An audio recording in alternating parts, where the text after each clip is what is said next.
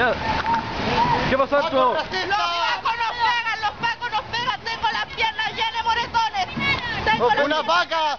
Una señora se cree mujer y le pega a otra mujer. Les pegan a sus mujeres los pacos culiados. Los discriminan acá adentro, los tratan de indios, de asquerosos.